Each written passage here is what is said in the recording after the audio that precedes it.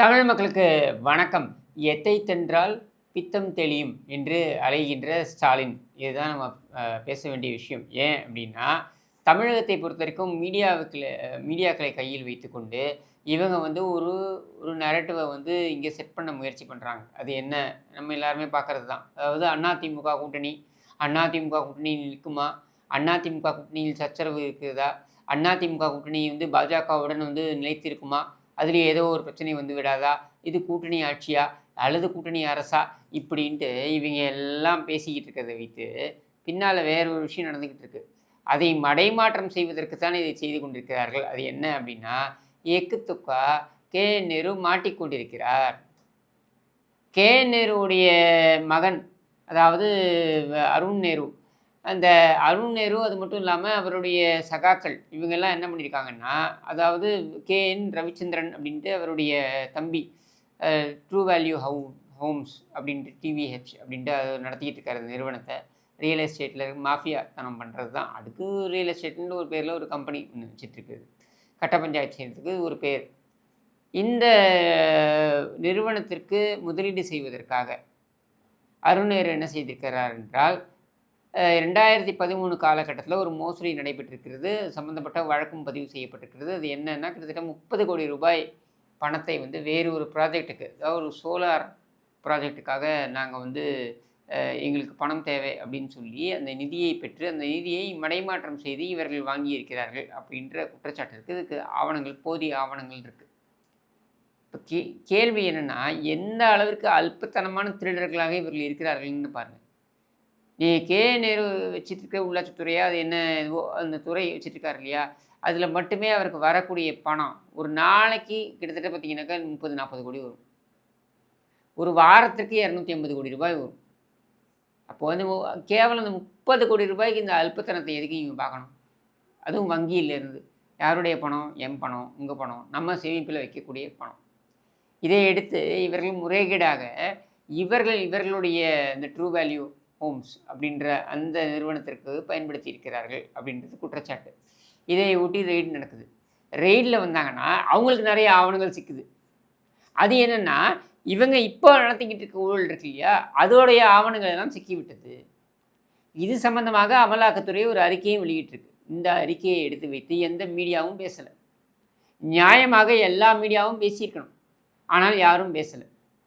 சரி, செந்தில் பாலாஜிக்கு தொட்டுப்பார், சீண்டிப்பார் அப்படின்னு சொல்லிட்டு அறிக்கை விட்ட ஸ்டாலின், ஏன் கே.என். நேருக்கு அறிக்கை விடலை அப்படின்னு நீங்கள் கேட்கலாம்.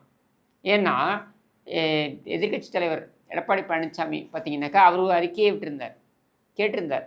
என்னையா கே.என். நேரு வீட்டில் ரெய்டு நடந்திருக்கு, அடுத்த வீடியோ வரலையா? உங்களுடைய தமாஷ் வீடியோ அடுத்தது வரலையா? தொட்டுப்பார், சீண்டிப்பார் அப்படின்னு சொல்லிட்டு ஒரு வீடியோவை போடுவேன். நாங்களும் சீரியஸ் அரசியல் இருக்கும் பொழுது கொஞ்சம் எங்களுக்கும் ஒரு ரிலீஃபாக இருக்கும்ல, இந்த மாதிரி காமெடி வீடியோலாம் வந்ததுன்னா அப்படின்னு சொல்லிட்டு கேட்டிருந்தார். உண்மை என்னென்னா, ஸ்டாலின் இதை பற்றி கவலைப்பட மாட்டார். இன்னும் ஒருபடி மேலே சென்று சொல்ல வேண்டும் என்றால், அன்பில் மகேஷ் இதை வரவேற்பார். ஏன்னா அன்பில் மகேஷுக்கு மிகப்பெரிய ஒரு இடர்பாடாக இருக்கக்கூடியது கே.என். நேரு தான். திருச்சி சிவா ஓரங்கட்டிட்டாங்க. அது ஓரங்கட்டின திருச்சி சிவாவே இப்போ வந்து பார்த்தீங்கன்னாக்கா துணை பொதுச் செயலாளராக அறிவிக்கிறார். இது ஏன் அறிவிக்கிறார் அப்படின்னாக்க, நயினார் நாகேந்திரன், மறவர் சமூகத்தைச் சேர்ந்த நயினார் நாகேந்திரனை வந்து பாரதிய ஜனதா தன்னுடைய மாநில தலைவராக அறிவித்த உடனேயே அவசரமாக அன்றைக்கு இந்த பொன்முடி நின்னுக்கு நான் 5, படத்துக்கு நான் 10ன்னு பேசினாப்புல இல்லையா, அதை காரணம் காண்பித்து அவரை கட்சி பதவியிலிருந்து நீக்கி, ஏதோ பெரிய அதிபர் பதவி மாதிரி இந்த கட்சி பதவியிலிருந்து நீக்கி அங்கே திருச்சி சிவாவை போடுறாரு. ஓகே, சாதி கால்குலேஷனில் நீங்கள் அதை பண்ணுறீங்க, பண்ணிட்டு போங்க, அது பிரச்சனை கிடையாது. நாம் கேட்கக்கூடியது அல்லது எல்லோரும் கேட்க வேண்டியது என்ன அப்படின்னா, கே.என். நேருக்கு ஏன் நீ குரல் கொடுக்கவில்லை? துரைமுருகனுக்கு ஏன் நீ குரல் கொடுக்கவில்லை? ஏனென்றால் இவர்கள் எல்லாம் இந்த குடும்பத்திற்கு கப்பம் கட்டுவதில்லை. இவர்கள் தனியாக ஒரு இராஜாங்கத்தை நடத்தி கொண்டிருக்கிறார்கள். இந்த இராஜாங்கத்திலிருந்து தங்களுக்கு பணம் வருவதில்லை என்கிற ஒரே காரணத்தினால ஸ்டாலின் இதை கண்டு கொள்ளவில்லை. அப்போது இவங்க எல்லாரும் என்ன பண்ணுவாங்க? இவங்களுக்கு ஆபத்து பாண்டவராக இருக்கக்கூடிய நபரை யாராக இருக்க முடியும்னா கனிமொழிட்டு தான் போவாங்க. ஏற்கனவே பார்த்தீங்கன்னாக்கா பொன்முடியை தான் பண்ணார். பொன்முடியை ஸ்டாலின் கைவிட்ட பொழுது அவர் போய் சரணடைந்த இடம் எங்கே அப்படின்னா கனிமொழியிடம் தான். இன்றைக்கி வந்து அதே கனிமொழியை வந்து பொன்முடிக்கு எதிராக கடுமையான ஒரு கண்டனத்தை தெரிவித்திருக்கிறார். கடுமையான கண்டனத்தை கனிமொழி தெரிவிக்க வேண்டும் என்று நிர்பந்தப்படுத்தியதே ஸ்டாலின் தான். ஏன்னா, நீ தானம்மா ரெக்கமெண்ட் பண்ணிட்டு வந்த இந்த ஆளுக்கு. நான் ஓரம் கட்டணும்னு நினச்சபோது நீ தானே ரெக்கமெண்ட் பண்ணிட்டு வந்த. அப்போது நீயே இதை பற்றி பேசு அப்படின்னு ஸ்டாலின் சொல்லியிருப்பார். அதனால் அவங்க கண்டனத்தை தெரிவித்தாங்க. அதுக்கப்புறம் அவருடைய கட்சி பதவி பறிக்கப்பட்டிருக்கிறது. உண்மையில் அவருடைய அமைச்சர் பதவி பறிக்கப்பட்டிருக்க வேண்டும். சரி, விஷயத்துக்கு வருவோம். இப்போ மேட்ரு என்னென்னா, இந்த டாஸ்மாக் ஊழலை பற்றி மட்டும் இவர்கள் உருட்டி கொண்டு இதை பார்த்தீங்கன்னாக்கா இவங்க நீதிமன்றத்தில் கொண்டு போய் எப்படிலாம் வாதாடுறாங்கன்னா, இந்த ரெய்டே நடந்திருக்கக்கூடாது, யாருமே வந்திருக்கக்கூடாது, யாருமே கேள்வி கேட்டிருக்கக்கூடாது, இப்படிலாம் இவங்க ஏன் வாதாடுறாங்க அப்படின்னா, இதில் முக்கியமான விஷயம் எனக்கு வரக்கூடிய தகவல்கள் என்னென்னா, தினேஷ் இவர் தனிச்செயலராக இருக்கிறார். யார்? ஸ்டாலினுக்கு. இந்த தினேஷுக்கு நேரடியாக பண பரிவர்த்தனை செய்வது சம்பந்தப்பட்ட தகவல்கள் போய் சேர்ந்திருக்கிறது. யார்கிட்டேருந்து? இந்த டாஸ்மாக் ஊழலிய அந்த நபர்களிடமிருந்து இந்த தகவல்கள் போய் சேர்ந்திருக்கிறது அப்படின்றது தான். அப்போது இந்த கரஸ்பாண்டன்ஸ் இருக்கு இல்லையா, அதாவது தினேஷுக்கும் இந்த டாஸ்மாக் ஊழியர்களுக்குமான அந்த தொடர்பு, இது எல்லா ஆவணங்களும் சிக்கிவிட்டன. அதனால் டாஸ்மாக் ஊழலை மிகப்பெரிய அளவில் கொண்டு போக வேண்டும் என்று மத்திய அரசாங்கம் முடிவெடுத்திருக்கிறது. அதன் பின்னணியில் பார்த்தீங்கன்னாக்க எடப்பாடி பழனிசாமி அவர்கள் டெல்லிக்கு சென்று அமித்ஷா அவர்களை சந்தித்து பேசியதாக இருக்கட்டும், 2.5 மணி நேரம் பேசியிருக்கிறார்கள். தமிழகத்தில் நிலவக்கூடிய அரசியல் சூழலையும் அவர்கள் பேசியிருக்கிறார்கள்.